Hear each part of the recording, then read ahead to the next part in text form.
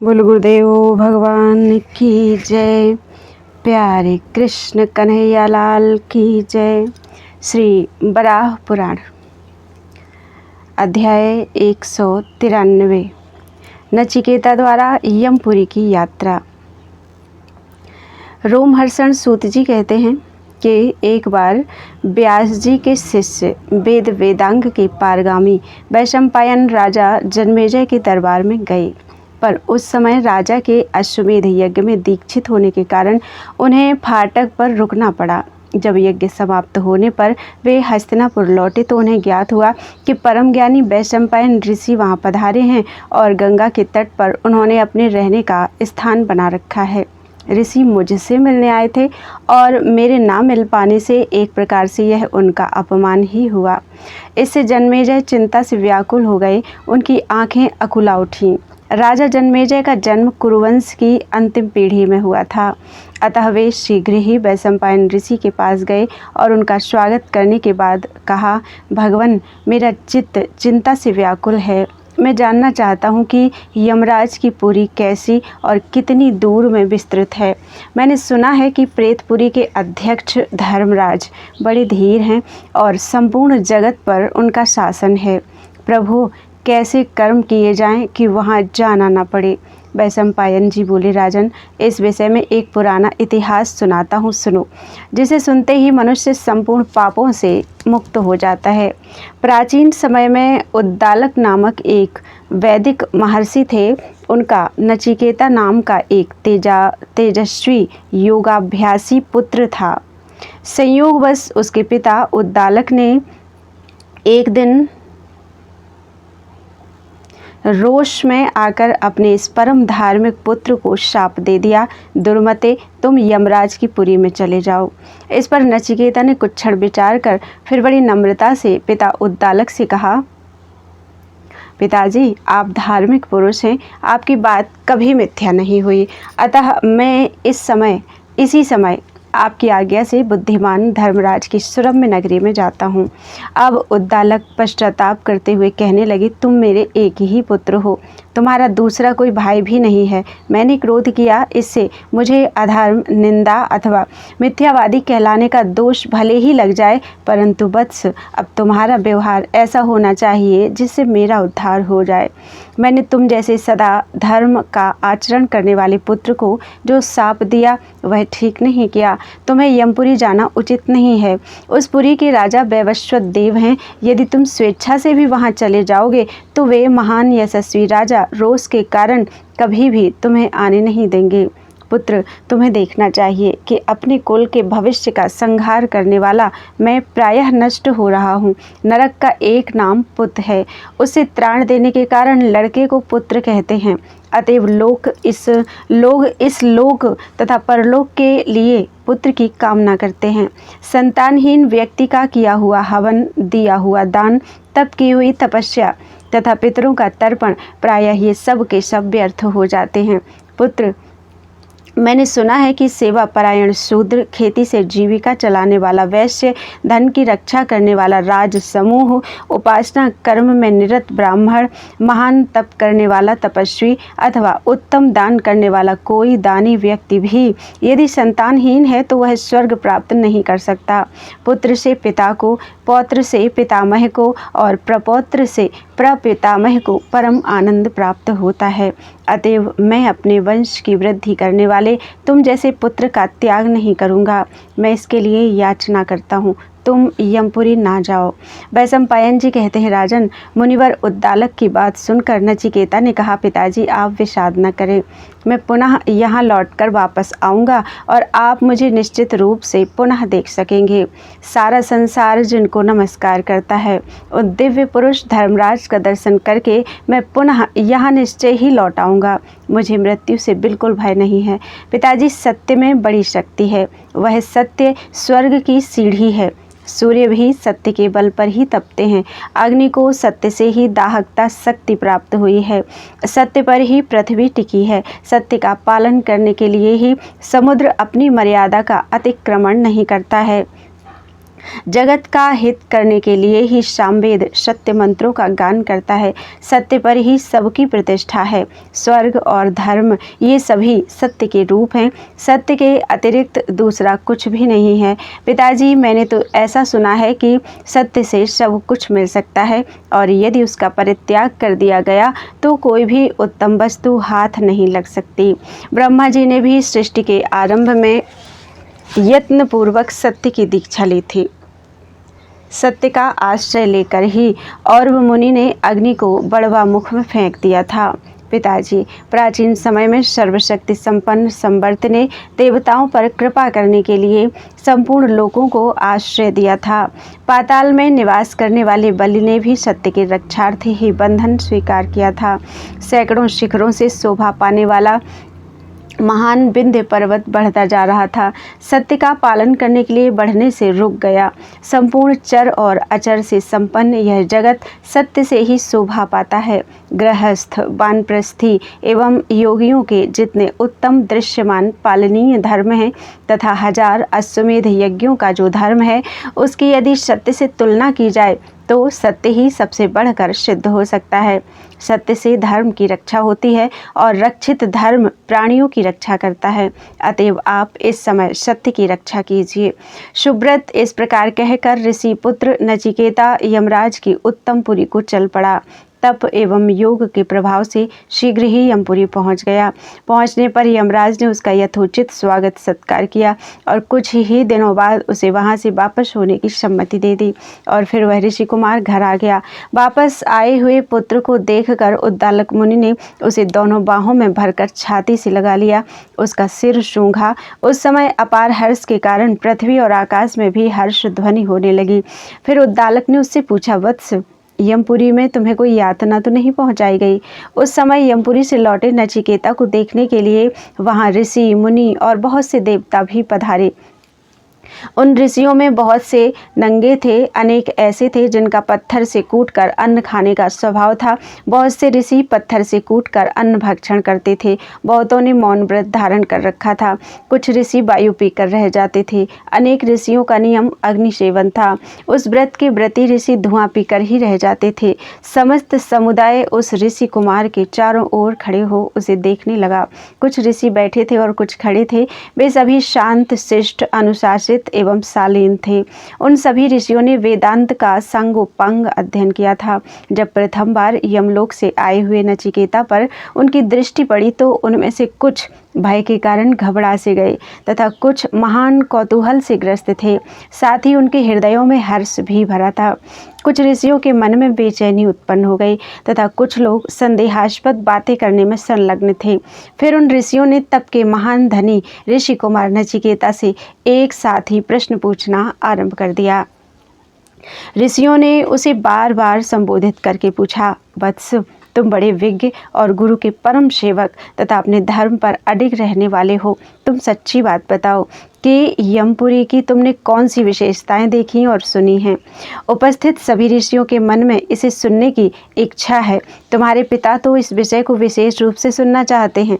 तात, हमारे पूछने पर यदि कोई गुप्त बात हो तो भी विशिष्ट मानकर उसे स्पष्ट कर ही देना चाहिए, क्योंकि उस पुरी से सभी भयभीत रहते हैं। इस बात को प्रायः सभी जानते हैं। इस माया राज्य में स्थित संपूर्ण जगत लोभ एवं मोह जनित अंधकार से व्याप्त है। चिंतन तथा अन्वेषण की क्रियाएं तो होती रहती हैं, किंतु जो हित की बात है वह चित्त पर नहीं चढ़ती। यमपुरी में चित्रगुप्त की कार्यशैली कैसी है? पुनः उनके कथन का क्या रूप है? मुनि, धर्मराज और काल का कैसा स्वरूप है? वहाँ किस रूप से व्याधियां दृष्टिगोचर होती हैं? कर्म विपाक का स्वरूप भी हम जानना चाहते हैं और यह भी जानना चाहते हैं कि किस कर्म से उससे छुटकारा हो सकता है। विप्रवर, वहाँ का जैसा दृश्य तुम्हें दिखाई पड़ा हो अथवा श्रवण गोचर हुआ हो तथा तुमने जैसे निश्चित रूप से जाना हो, वह सब का सब विस्तार पूर्वक यथावत वर्णन करने की कृपा करो। वैशंपायन जी कहते हैं, जन्मेजय, नचिकेता महान मनस्वी मुनि थे। महाराज, जब ऋषियों ने उनसे इस प्रकार पूछा और उन श्रेष्ठ मुनिपुत्र ने जो उत्तर दिया, अब मैं वह बताता हूँ, सुनो। यमपुरी का वर्णन। नचिकेता ने कहा, सदा तप में तत्पर रहने वाले द्विजवरों, आप लोगों को मैं यमपुरी का प्रसंग बताता हूँ। जो असत्य बोलते हैं, स्त्री एवं बालक आदि प्राणियों का वध करते हैं, जो ब्राह्मण की हत्या में तत्पर रहने वाले एवं विश्वासघाती हैं, जिनमें सठता, कृतघ्नता तथा लोलुपता भरी है, तथा जो दूसरों की स्त्री का अपहरण करते और सदा पाप में रत रहते हैं, वे यमपुरी को जाते हैं। जो वेदों की निंदा करते हैं, वैदिक मार्ग पर आघात पहुँचाते हैं, मदिरा पीते हैं, ब्राह्मण का वध करते हैं, ब्याज उगाहते हैं, कपट करते हैं, माता पिता और पतिव्रता स्त्री का त्याग करते हैं, वे नरक में जाते हैं। जो गुरु से द्वेष करते हैं, बुरे आचरण का पालन करते हैं, कपट भरी बातें बोलते हैं, दूत का काम करते हैं, गृह ग्राम की सीमा ध्वंस करते हैं तथा व्यर्थ ही फल फूल तोड़ते रहते हैं, जो पतिव्रता पर दया नहीं करते तथा पापी, हिंसक, व्रतभंजक, सोम विक्रयी स्त्री के ही अधीन रहते हैं, जिन्हें झूठ बोलने की आदत है तथा जो द्विज होकर वेद बेचते हैं, जो घर घर नक्षत्र की सूचना देते हैं, वे नरक में जाते हैं और वहाँ अपने बुरे कर्मों का फल भोगते हैं। वैशंपायन जी कहते हैं, राजन, जब उन परम तपस्वी मुनियों ने नचिकेता के मुख से इस प्रकार की बातें सुनी, तब उनके आश्चर्य की सीमा न रही। अतः वे उससे पुनः पूछने लगे। ऋषियों ने कहा, मुने, तुम बड़े ज्ञानी पुरुष हो, तुमने यमपुरी में जो कुछ देखा है वह सभी हमें बताने की कृपा करो। विद्वानों का कहना है कि सूक्ष्म शरीर यम यातना के अनेक क्लेश भोगने, आग से जलाने तथा अस्त्रों से काटने पर भी नष्ट नहीं होता। विप्र, वैतरणी नदी का क्या रूप है तथा उसमें कैसा जल बहता है? रौरव नरक की कैसी स्थिति है अथवा कूट शालमली का क्या रूप है? यमराज के दूत कैसे हैं, उनका क्या कार्य है और उनमें कैसा पराक्रम है? वहाँ के दूत किस प्रकार कार्य में उद्यत रहते हैं और उनका कैसा आचार है? उनके अपूर्व तेज से आच्छन्न हो जाने के कारण प्राणी प्रायः अचेत सा हो जाता है। प्राणी के द्वारा समय समय पर दोष होते रहते हैं। वह रजतम से भरा रहता है, अतः धैर्य भी उसका साथ नहीं देता। यह किसकी माया है, जिसके प्रभाव से प्राणी परम प्रभु को भूलकर संसार के चकाचौंध में बिहुल रहते हैं। बहुत से व्यक्ति मूर्खता के कारण पाप करते हैं और उसके फल स्वरूप उन्हें कष्ट भोगने पड़ते हैं। वत्स, तुमने यमपुरी में जाकर सभी बातें स्वयं देखी हैं, अतः इसे बताने की कृपा करो। वैशंपायन जी कहते हैं, राजन, उन सभी ऋषियों का अंतःकरण अत्यंत पवित्र था। उनकी बात सुनने के पश्चात बोलने में परम कुशल नचिकेता ने सभी बातों को स्पष्टीकरण करते हुए कहा, द्विजवरों, धर्मराज की वह पुरी 2 परिखाओं से घिरी और सोने से बनी 1000 योजन में फैली हुई है तथा अट्टालिकाओं और दिव्य भवनों से सुशोभित है। उसमें कहीं तो भीषण युद्ध तथा कहीं संघर्ष चलता है और कहीं प्राणी विवश होकर बंधे पड़े हैं। वहाँ पुष्पोदका नाम की एक नदी है, जिसके तट पर अनेक प्रकार के वृक्ष हैं। उसकी सीढ़ियाँ सोने की तथा बालुकाएँ सुवर्ण जैसे रंग वाली हैं। वहाँ वैवस्वती नाम की एक प्रसिद्ध बहुत बड़ी नदी है। वह नदी वहाँ की सभी नदियों में पवित्र तथा श्रेष्ठ मानी जाती है। वह परम रमणीय सरिता पुरी के मध्य में इस प्रकार विचरती है, मानो माता अपने पुत्र की रक्षा में तत्पर हो। उसका जल सबके लिए सुखदायी तथा मन को मुग्ध करने वाला है। वह नदी सदा दिव्य जल से भरी रहती है। कुंद एवं चंद्रमा के समान सफ़ेद रंग वाले हंस आनंद के उमंग में उसके तटों पर निरंतर घूमते रहते हैं, जिनका आकार तथा रंग बड़ा आकर्षक है और जिनकी कर्णिकाएं तपाए हुए सुवर्ण के समान चमकती हैं। ऐसे रमणीय कमलों से युक्त वह नदी बड़ी ही मनोहर दिखाई पड़ती है। सुवर्ण निर्मित सीढ़ियों के कारण उसकी सुंदरता और भी बढ़ गई है। उसके निर्मल जल स्वादिष्ट, सुगंधपूर्ण तथा अमृत की तुलना करते हैं। उसके तटवर्ती वृक्षों पर फूलों एवं फलों का कभी भी अभाव नहीं होता। भूलोक में जो मनुष्यों के द्वारा पितरों के लिए जल दिए जाते हैं, उन्हीं से इस नदी का यह सुंदर रूप बन गया है। उस नदी के तीर पर अनेक ऊंचे भवनों की पंक्तियां हैं। जिनकी आभा से उसकी रमणीयता बहुत अधिक बढ़ गई है। यह पुरी अनेक प्रकार के यंत्रों, प्रकाश के साधनों तथा अन्य आवश्यक उपकरणों से भी परिपूर्ण है। देवताओं, ऋषियों और धर्म पर दृष्टि रखने वाले मनुष्यों के लिए यहाँ पृथक पृथक निवास बने हैं। यहाँ के गोपुर ऐसे प्रकाशमान हैं मानो वे शरद ऋतु के मेघ ही हों। यहाँ पुण्यात्मा मनुष्यों का इन्हीं दरवाजों से प्रवेश होता है। अग्नि एवं धूप के यहाँ सभी दोष शांत हो जाते हैं, पर इस पुरी के दक्षिण का द्वार अत्यंत भयंकर एवं लौहमय है, जो आतपादी से सदा संतप्त रहता है। जो पाप में रत हैं, दूसरों से शत्रुता रखते हैं, मांस खाते हैं तथा दूषित स्वभाव वाले हैं, उन महान पापियों के लिए औदुंबर, अबीचीमान तथा उच्चावच नाम की खाइयाँ बनी हैं। यमपुरी के पश्चिम फाटक के पास तो आग की लपटें निरंतर उठती रहती हैं। पापी जीव का इसी मार्ग से प्रवेश होता है। उस परम रमणीय पुरी में एक और सर्वोत्कृष्ट सभा भवन का भी निर्माण हुआ है, जिसमें सब प्रकार के रत्नों का उपयोग हुआ है। धार्मिक और सत्यवादी व्यक्तियों से उसके सभी स्थान भर गए हैं, जिन्होंने क्रोध और लोभ पर विजय प्राप्त कर ली है तथा जो वीतराग एवं तपस्वी हैं, वह सभा एवं धर्मात्मा महात्माओं से भरी रहती है।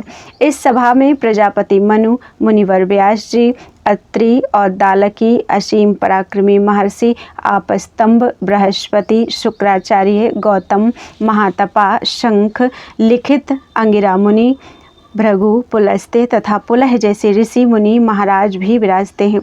इनके अतिरिक्त भी धर्म के प्रपाठकों का समुदाय वहाँ विचार करता है। द्विजवरों, यमराज के पार्श्ववर्ती अनेक ऐसे ऋषि हैं जो छंदः शास्त्र शिक्षा सामवेद का पाठ करते रहते हैं तथा धातुवाद, वेदवाद और निरुक्तवाद करने वालों की भी कमी नहीं है। विप्रो, धर्मराज के भवन पर उत्तम कथाओं का प्रवचन करने वाले बहुत से ऋषियों और पितरों को भी मैंने देखा है। ऋषियों, वहाँ एक कल्याणमयी देवी का भी मुझे दर्शन हुआ है, जो मानो सभी तेजों की एकत्र राशि सी है। स्वयं यमराज दिव्य गंधों और अनुलेपनों से उसकी पूजा करते हैं। समस्त संसार का उद्भव, पालन, संहार उसी के हाथों में है। विश्व की गतियों में उसे ही सर्वोत्तम गति कहते हैं। विज्ञ पुरुषों का कथन है कि किसी भी कर्तव्य साधन में इतनी शक्ति नहीं है जो उसका सामना कर सके। जिससे समस्त प्राणी त्रस्त हो जाते हैं, वह काल भी वहाँ मूर्त रूप में विराजमान है। वह काल प्रकृति का सहयोग पाकर अत्यंत भयंकर, क्रोधी तथा दुर्विनीत बन जाता है। उसमें अथाह बल एवं तेज है। वह ना कभी बूढ़ा होता है और ना उसकी सत्ता ही समाप्त होती है। उसका कोई तिरस्कार नहीं कर सकता। मैंने देखा है कि दिव्य चंदन तथा अनुलेपन उसकी भी शोभा बढ़ा रहे थे। उसके सहवासियों में कुछ व्यक्ति ऐसे थे जो गीत गाते, हंसते और संपूर्ण प्राणियों को उत्साहित करने में उद्यत थे। उन्हें काल का रहस्य ज्ञात था और उसकी सम्मति के वे समर्थक थे। धर्मराज की पुरी में कूष्मांड, यातुधान तथा मांसभक्षी राक्षसों के भी अनेक समूह हैं।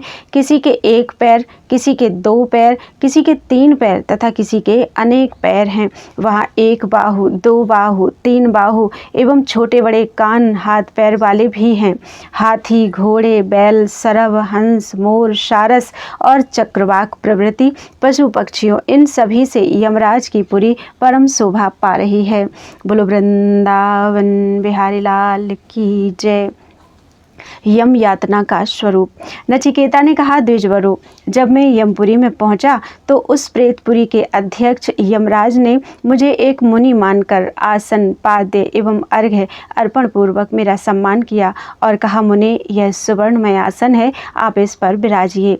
वे मुझे देखते ही परम सौम्य बन गए थे। फिर मैंने उनकी स्तुति करते हुए कहा, महाभाग, आप ही श्राद्ध में धाता और विधाता के रूप से दिखाई देते हैं। पितृ समूह में आप प्रधान देवता हैं। वृषभ स्वरूप होने से आपको चतुष्पाद कहा जाता है। आप कालज्ञ, कृतज्ञ, सत्यवादी एवं दृढ़व्रती हैं। प्रेतों पर शासन करने वाले धर्मराज, आपको निरंतर नमस्कार है। प्रभु, आप कर्म के प्रेरक, भूत, भविष्य एवं वर्तमान में विराजमान हैं। श्रीमन, आपसे ऐसा प्रकाश फैल रहा है मानो दूसरे सूर्य ही हों। आपको नमस्कार है। प्रभु विष्णु, हव्य और कव्य पाने के अधिकारी आप ही हैं। आपकी आज्ञा से व्यक्ति कठोर तपस्या, सिद्धि एवं व्रत में सदा तत्पर होकर पापों से छुटकारा पा जाता है। आप धर्मात्माओं में श्रेष्ठ, कृतज्ञ, सत्यवादी तथा संपूर्ण प्राणियों के हितैषी हैं। वैशंपायन जी कहते हैं, राजन, ऋषि पुत्र नचिकेता के मुख से ऐसी स्तुति सुनकर धर्मराज अत्यंत संतुष्ट हो गए और ऋषि कुमार से उन्होंने अपना अभिप्राय स्पष्ट करना आरंभ किया। यमराज ने कहा, अनघ, तुम्हारी वाणी यथार्थ एवं परम मधुर है। मैं इससे अतिशय संतुष्ट हूँ। अब तुम्हें दीर्घ आयुष्य, निरोगता अथवा अन्य जो कुछ भी अभीष्ट हो वह मुझसे मांग लो। ऋषि कुमार नचिकेता ने कहा, प्रभु, आप यहाँ के अधिष्ठाता हैं। महाभाग, मैं जीना मरना कुछ नहीं चाहता। आप सदा संपूर्ण प्राणियों के हित में संलग्न रहते हैं। भगवान, यदि आप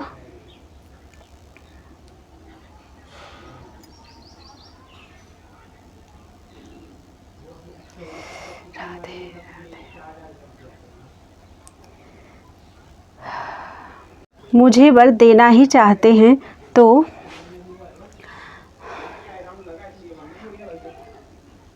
मेरी इच्छा है कि आपके देश को मैं भली भांति देख सकूं।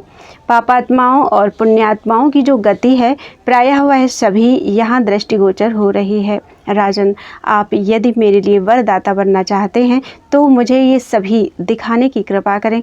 आपके कार्य की व्यवस्था करने में कुशल एवं शुभ चिंतक जो चित्रगुप्त हैं, उन्हें भी दिखाना आपकी कृपा पर निर्भर है। इस प्रकार मेरे कहने पर महान तेजस्वी यमराज ने द्वारपाल को आज्ञा दी, तुम इस ब्राह्मण को समुचित रूप से चित्रगुप्त के पास ले जाओ। उन महाबाहु से कहना कि ऋषि कुमार से वे मृदुता का व्यवहार करें।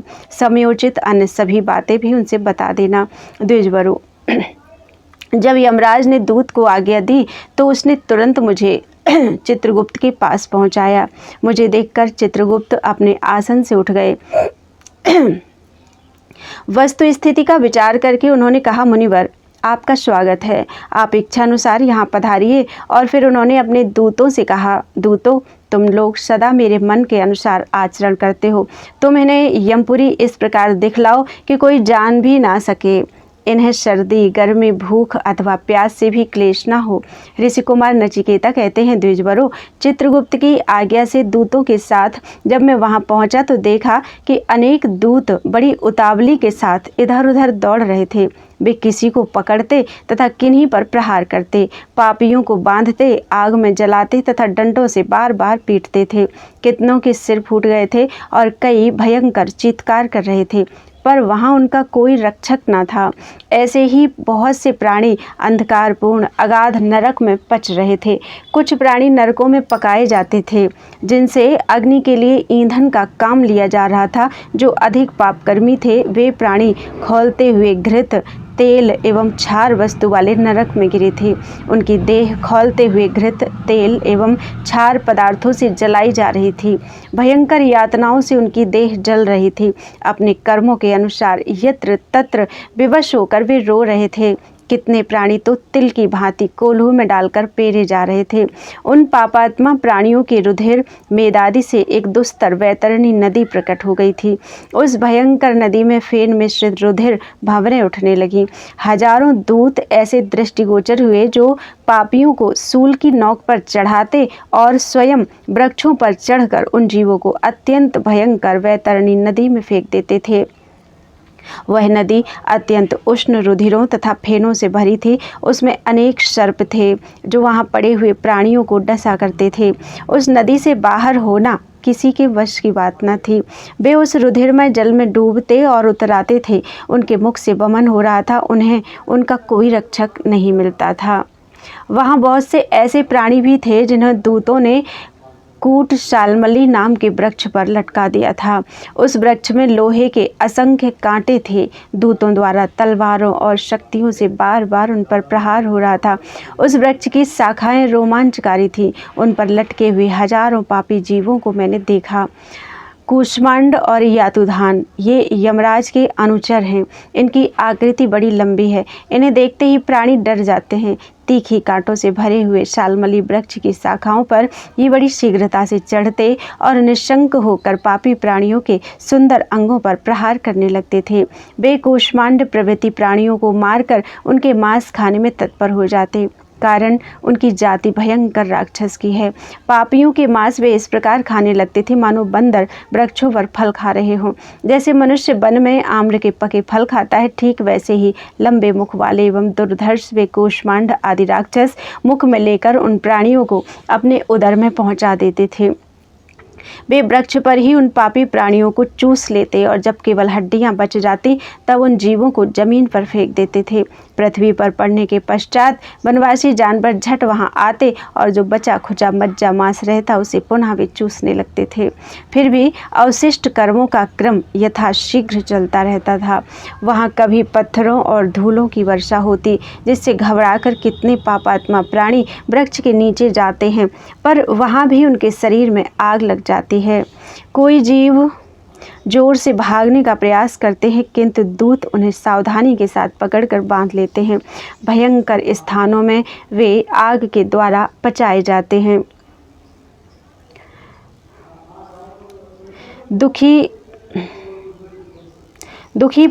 वे दुखी प्राणियों से कहते हैं, तुम सभी कृतघ्न लोभी थे और पराई स्त्रियों से प्रेम करते थे। तुम्हारे मन में सदा पाप बसा रहता था। तुमने कोई भी सुकृत नहीं किए। तुम सदा दूसरों की निंदा किया करते थे। इस यातना भोग के बाद भी जब तुम्हारा जगत में जन्म होगा तो वहाँ भी दुर्गति ही होगी, क्योंकि पाप कर्म करने वाले प्राणी पुनः अत्यंत दरिद्र कुलों में जन्म पाते हैं। जो सदाचारी हैं तथा सत्य भाषण करते हैं, प्राणियों पर दया रखते हैं, वे ही उत्तम कुल में जन्म पाते हैं। उनके मन में किसी प्रकार की चिंता नहीं रहती।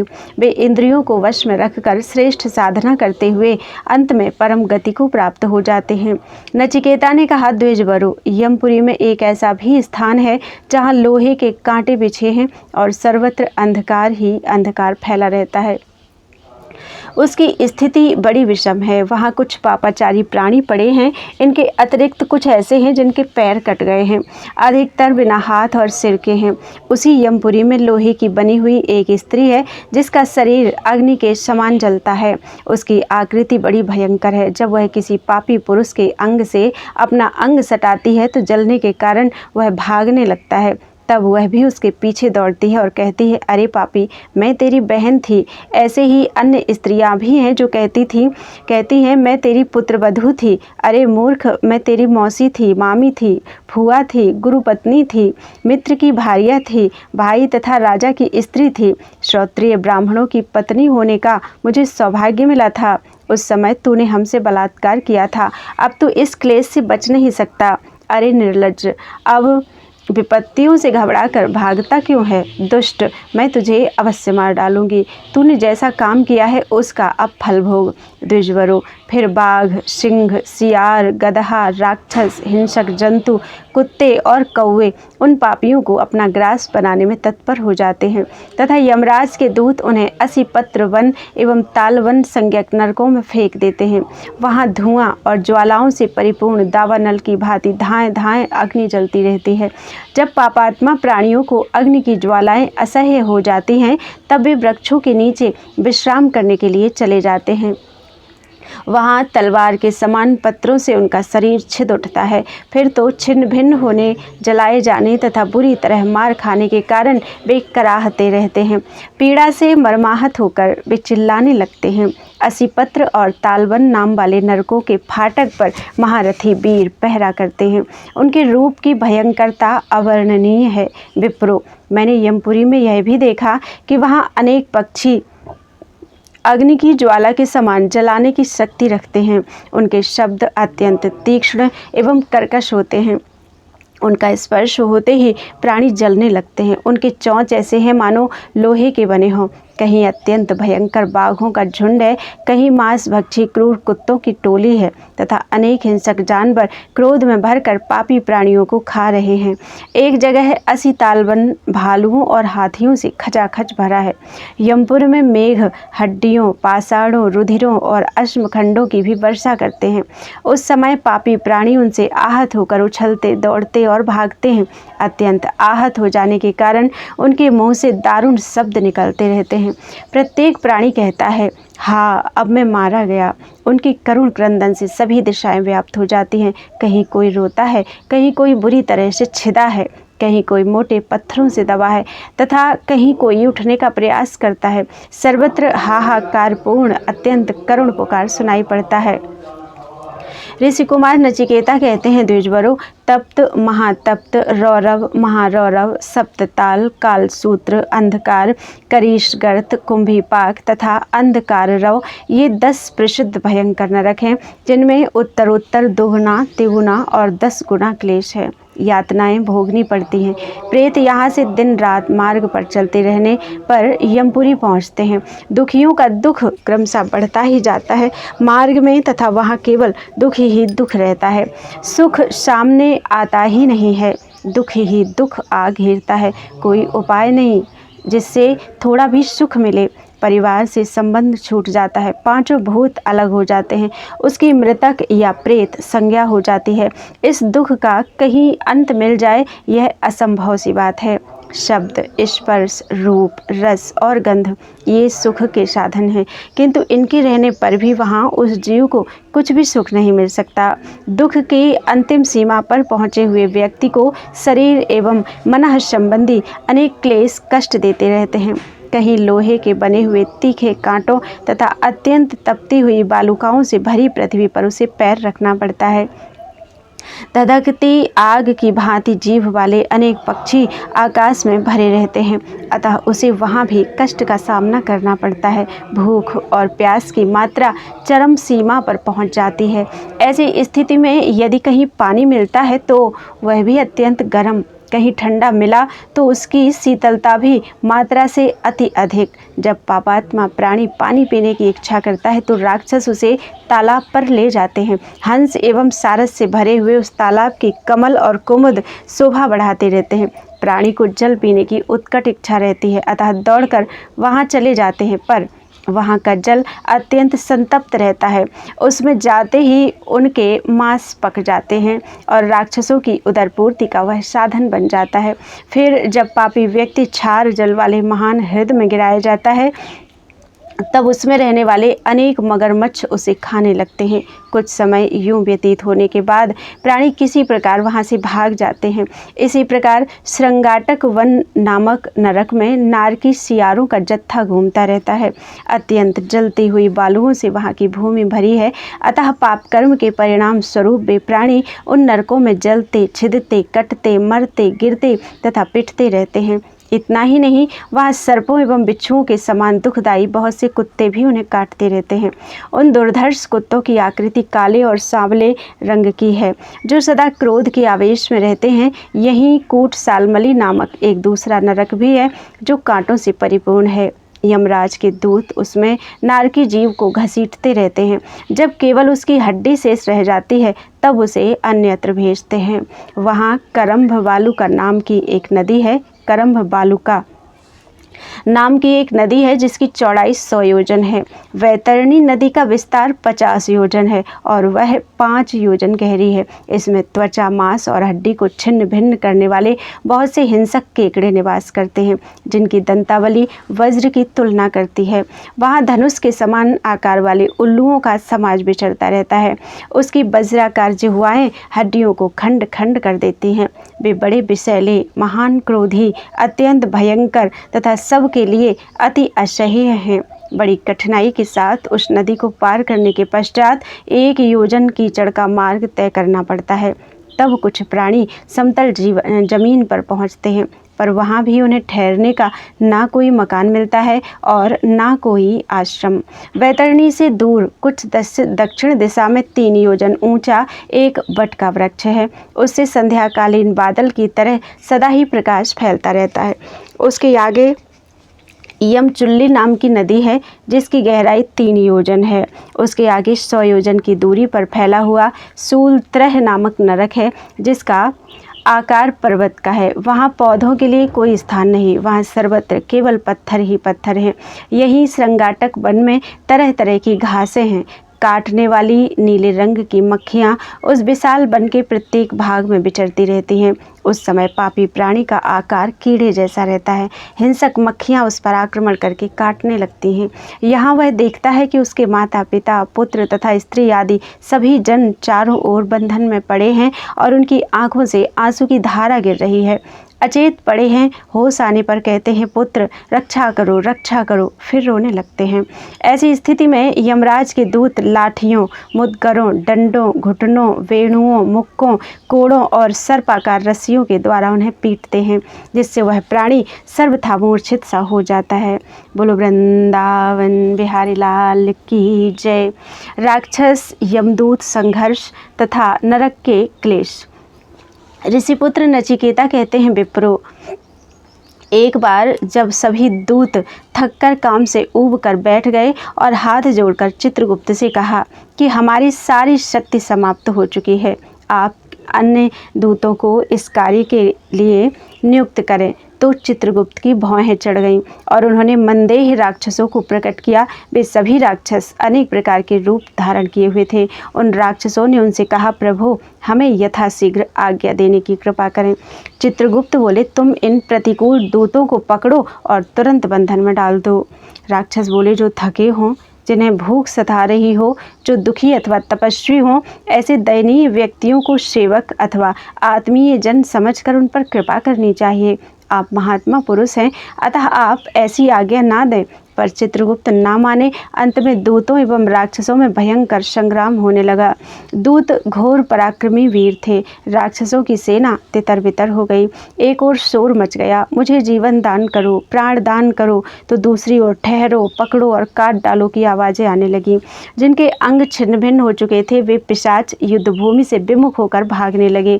ऐसी स्थिति में दूत सैनिक क्रोध से आंखें लाल करके उन्हें ऊंचे स्वर से पुकारने लगे, ठहरो, कहाँ भागे जा रहे हो, धैर्य रखो, अब हम तुम पर आक्रमण करना नहीं चाहते हैं। इसी समय सहसा धर्मराज वहां पधार गए और उनकी आज्ञा से वह युद्ध समाप्त हो गया। फिर उन्होंने दूतों की चित्रगुप्त के साथ संधि भी करा दी। धर्मराज का वहाँ यह आदेश था कि जो झूठी गवाही देता है और चुगलखोरी करता है उस मानव के दोनों कानों में जलती हुई कीलें ठोंक दो। झूठ बोलने वाले को भी यही दंड देना चाहिए। जो गांवों में भ्रमण करके यज्ञ कराता है, किसी एक सिद्धांत पर नहीं रहता, दंभ करता है तथा जिसके मन में मूर्खता भरी है, ऐसे ब्राह्मण को रस्सी से बांधकर किसी भयंकर नरक में डाल दो। जिसकी जीभ से सदा बुरी वाणी निकलती है, उस पापी की जीभ तुरंत काट डालो।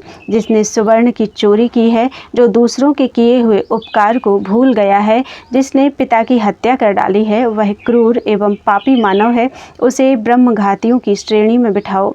बहुत शीघ्र उसकी हड्डियों को काटकर धधकती हुई आग में डाल दो।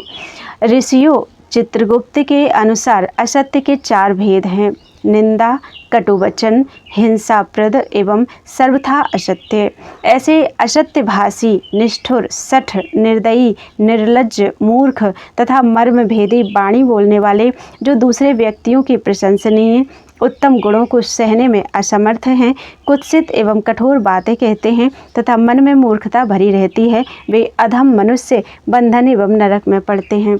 इसके बाद पशु योनि तथा कीड़े एवं पक्षी आदि की अनेक योनियों में जन्म पाने के वे अधिकारी हैं।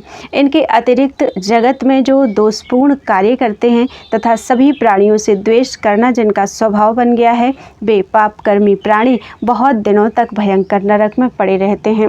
जब नरक की अवधि पूरी हो जाती है तो वे फिर मनुष्य की योनि प्राप्त करते हैं। उसमें भी किन्हीं का शरीर क्षीण, कोई विकृत पेट आदि से युक्त होते हैं, किन्हीं के सिर और अंगों में व्रण, कोई अंगहीन अथवा बात के रोगी होते हैं, किन्हीं की आँखों से सदा आंसू गिरते रहते हैं तथा किन्हीं को स्त्री का अभाव अथवा पत्नी होने पर भी संतान का अभाव या अपने समान सुंदर लक्षण वाली संतान न मिलकर नटखट, कुरूप, विकारवान पुत्र आदि मिलते हैं एवं आँखों से वे हीन होते हैं। यमराज कहते हैं, दूतों, जो चोरी करने में तत्पर रहते हैं वे पशुओं अथवा मनुष्यों के शरीर प्राप्त करें और सदा व्यग्र रहें। जो धर्मशीलादि से संपन्न एवं शुभ लक्षण वाले व्यक्ति की अवहेलना करते हैं उन्हें हजारों वर्षों तक नरक यातना में डाल दो।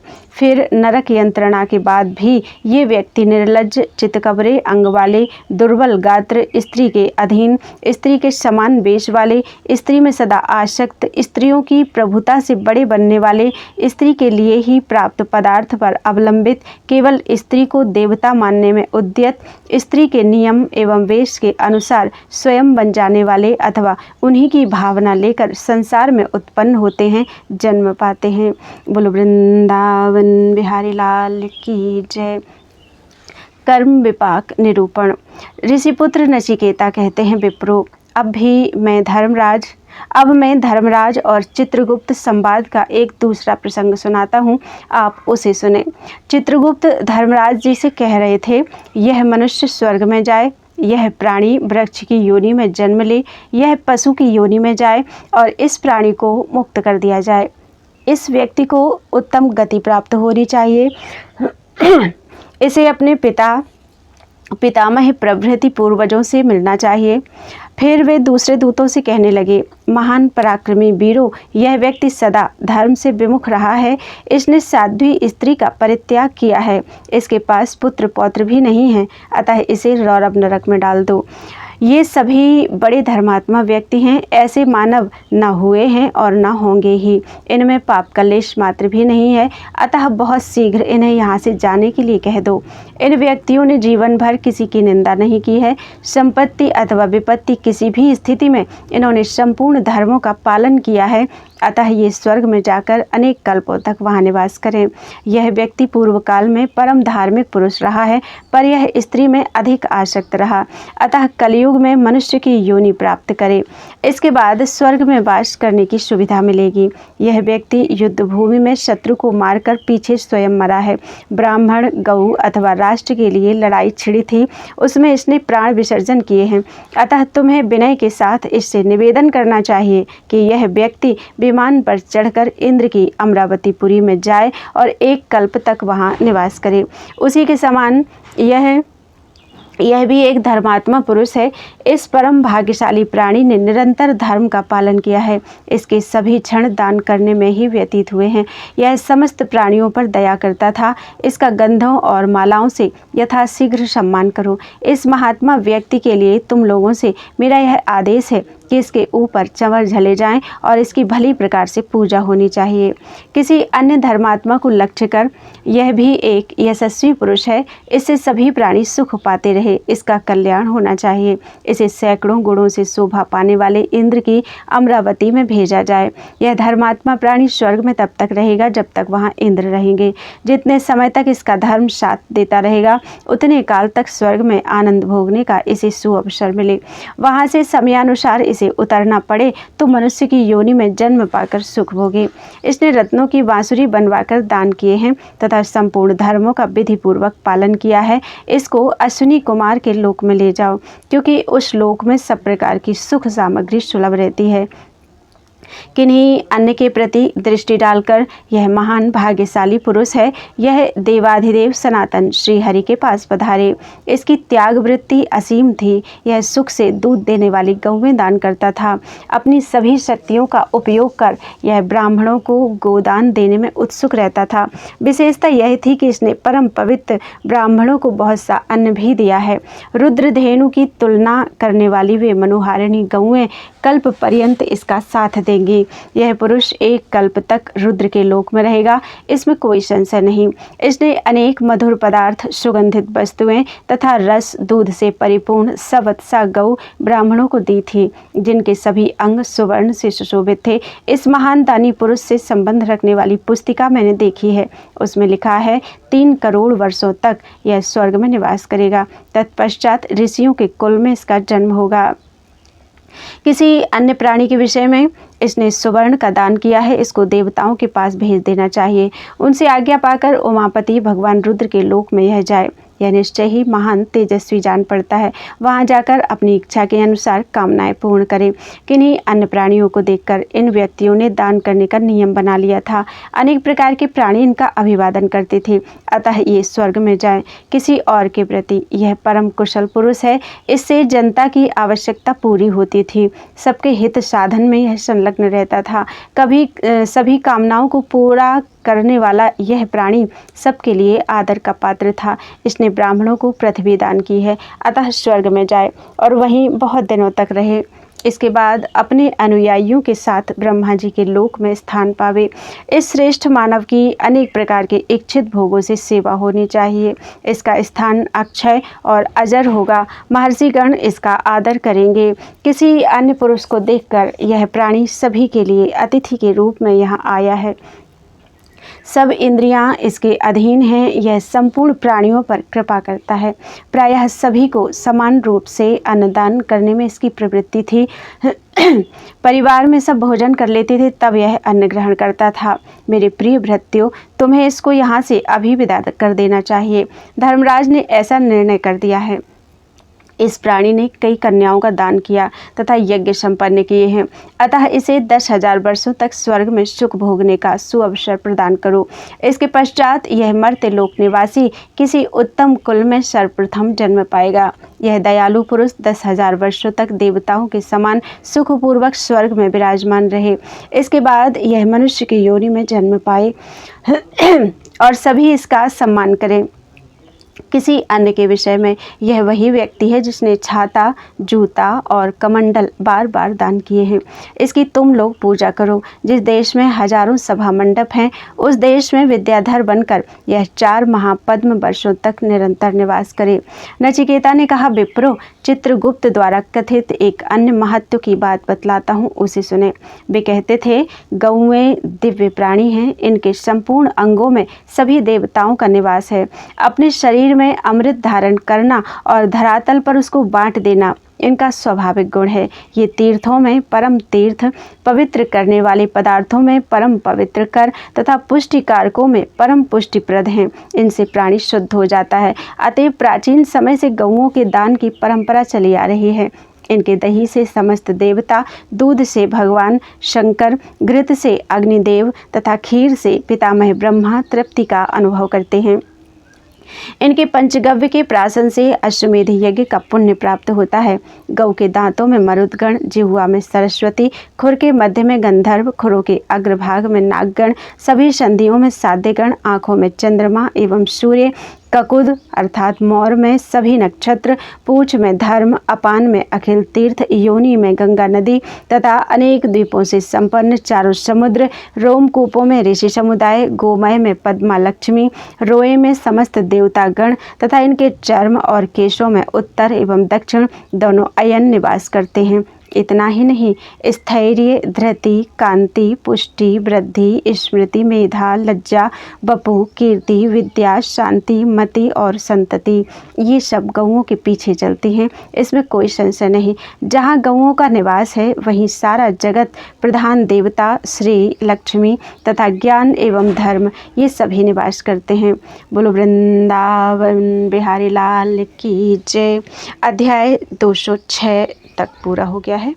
त्वदीयं वस्तु गोविंद तुभ्यमेव समर्पये, तेन त्वदंघ्रि कमले रतिं मे यच्छ शाश्वतीम्।